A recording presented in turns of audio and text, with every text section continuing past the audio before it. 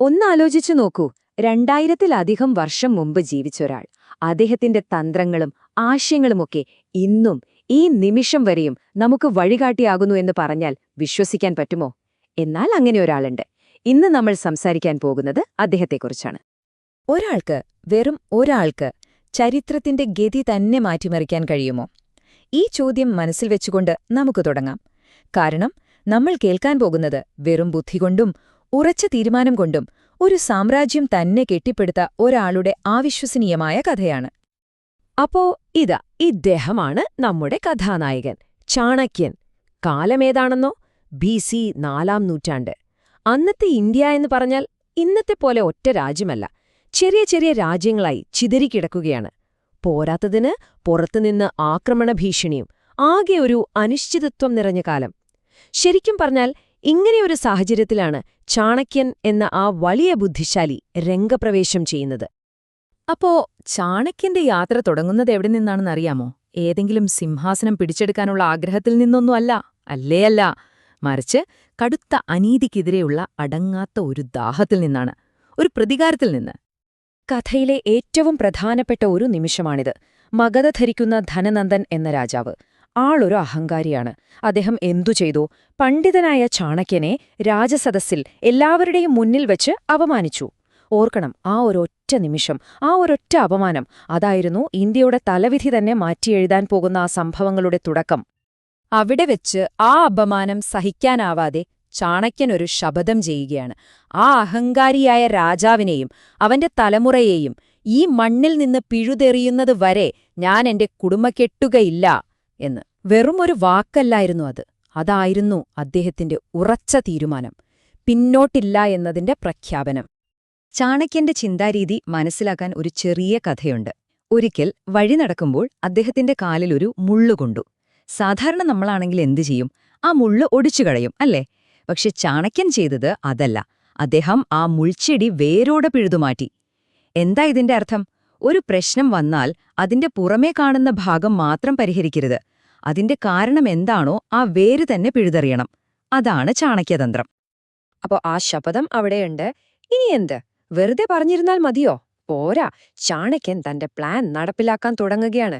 ആ ബുദ്ധി പ്രവർത്തിച്ചു തുടങ്ങുന്ന നിമിഷങ്ങളിലേക്കാണ് നമ്മൾ ഇനി പോകുന്നത്. ഒന്ന് നോക്കിക്കേ, കാര്യങ്ങൾ എത്ര പെട്ടെന്നാണ് നീങ്ങിയതെന്ന്. ആദ്യം അദ്ദേഹം കഴിവുള്ളൊരു ചെറുപ്പക്കാരനെ കണ്ടെത്തുന്നു, ചന്ദ്രഗുപ്ത മൗര്യൻ. പിന്നെ അലക്സാണ്ടറുടെ പടയെ നേരിടാൻ ചെറിയ രാജാക്കന്മാരെയെല്ലാം ഒന്നിപ്പിക്കുന്നു. അത് കഴിഞ്ഞ് തന്റെ പ്രധാന ശത്രുവായ നന്ദവംശത്തെ അട്ടിമറിക്കുന്നു. ഒടുവിൽ ഏകദേശം BC 321-ൽ ചന്ദ്രഗുപ്തനെ ചക്രവർത്തിയാക്കി മൗര്യസാമ്രാജ്യത്തിന് തുടക്കമിടുന്നു. ഇതെല്ലാം നടന്നത് കണ്ണു ചിമ്മിത്തുറക്കുന്ന വേഗത്തിലാണെന്ന് പറയാം.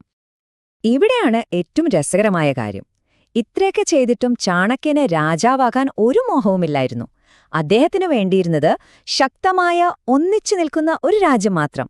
അതുകൊണ്ടുതന്നെ അദ്ദേഹം ചരിത്രത്തിൽ അറിയപ്പെട്ടത് രാജാവായിട്ടല്ല, മറിച്ച് രാജാവിനെ വാഴിച്ച കിങ് മേക്കറായിട്ടാണ്.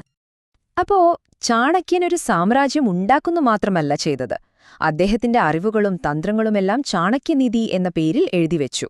നമുക്ക് ഇന്നും പ്രയോജനപ്പെടുന്ന ചില കാര്യങ്ങൾ അതിലുണ്ട്. എന്തൊക്കെയാണെന്ന് നോക്കിയാലോ? ചാണക്യന്റെ ഉപദേശങ്ങൾ കേട്ടാൽ ചിലപ്പോൾ നമുക്ക് തോന്നും, എന്തൊരു കടുപ്പാണിതെന്ന്. പക്ഷേ അത് 100% പ്രായോഗികമാണ്. ഉദാഹരണത്തിന്, നമ്മുടെ കൂടെയുള്ളവരെ തെരഞ്ഞെടുക്കുന്നതിനെക്കുറിച്ച് അദ്ദേഹം പറയുന്നത് കേൾക്കൂ. ദുഷ്ടയായ ഭാര്യ, ചതിയനായ കൂട്ടുകാരൻ, ധിക്കാരിയായ ജോലിക്കാരൻ, പിന്നെ പാമ്പുള്ള വീട്ടിലെ താമസം, ഇതൊക്കെ മരണത്തിന് തുല്യമാണെന്നാണ് അദ്ദേഹം പറയുന്നത്. സംഗതി ശരിയല്ലേ? ശരിക്കും ആരാണ് നല്ല സുഹൃത്ത്, ആരാണ് കപടൻ? ചാണക്യന് അതിന് കൃത്യമായൊരു മറുപടിയുണ്ട്. അസുഖം വരുമ്പോഴും പട്ടിണിയിലാവുമ്പോഴും എന്തെങ്കിലും പ്രശ്നങ്ങളിൽ പെടുമ്പോഴും ഏറ്റവും വലിയ ദുഃഖം വരുമ്പോഴും കൂടെ നിൽക്കുന്നവനാണ് യഥാർത്ഥ സുഹൃത്ത്. അല്ലാതെ നമ്മുടെ നല്ല കാലത്ത് മാത്രം കൂടി ഒരു പ്രശ്നം വരുമ്പോൾ മുങ്ങുന്നവനല്ല. എത്ര സിമ്പിളും പവർഫുള്ളുമായ ആശയമാണല്ലേ? ഇനി താമസിക്കാൻ ഒരു സ്ഥലം തിരഞ്ഞെടുക്കുമ്പോൾ എന്തൊക്കെ നോക്കണം? അതിനും ചാണക്യൻ ഒരു ചെക്ക് ലിസ്റ്റ് തന്നിട്ടുണ്ട്. അവിടെ കച്ചവടത്തിന് അവസരങ്ങൾ നൽകാൻ പണമുള്ളവരുണ്ടോ? ശരിയും തെറ്റും പറഞ്ഞുതരാൻ അറിവുള്ളവരുണ്ടോ? ക്രമസമാധാനം നോക്കാൻ ഒരു ഭരണാധികാരിയുണ്ടോ? കുടിക്കാൻ വെള്ളം തരുന്ന ഒരു പുഴയുണ്ടോ? അസുഖം വന്നാൽ നോക്കാൻ ഒരു വൈദ്യനുണ്ടോ? നോക്കൂ, നൂറ്റാണ്ടുകൾക്ക് മുൻപ് തന്നെ ഒരു നല്ല സമൂഹത്തിനു വേണ്ട അടിസ്ഥാന കാര്യങ്ങളെക്കുറിച്ച് അദ്ദേഹത്തിന് എന്ത് നല്ല ധാരണയായിരുന്നു.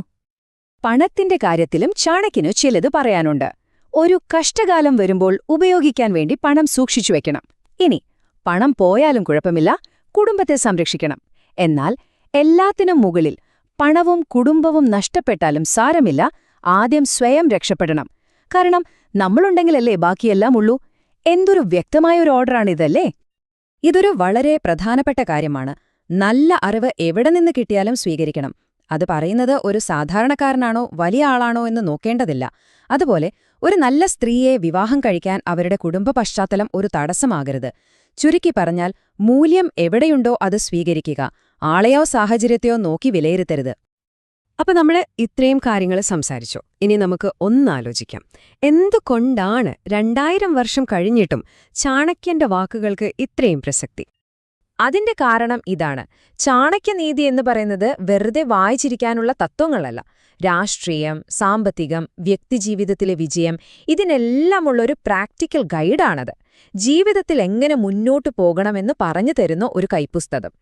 ഇത്രയൊക്കെ പറഞ്ഞതിൽ നിന്ന് ചാണക്യന്റെ ജീവിതത്തിൽ നിന്നും നമുക്ക് പഠിക്കാൻ കഴിയുന്ന ഏറ്റവും ശക്തമായ പാഠം എന്തായിരിക്കും? ഇതാണ് ആ പാഠം. വെറുതെ പ്ലാൻ ചെയ്തിട്ട് കാര്യമില്ല. അതു വെറുമൊരു ചിന്തയായി മാറും. ഇനി ഒരു പ്ലാനുമില്ലാതെ എടുത്തുചാടി പ്രവർത്തിച്ചാലോ? അതാകെ കുഴപ്പത്തിലാകും. അപ്പോൾ എന്താണ് വേണ്ടത്?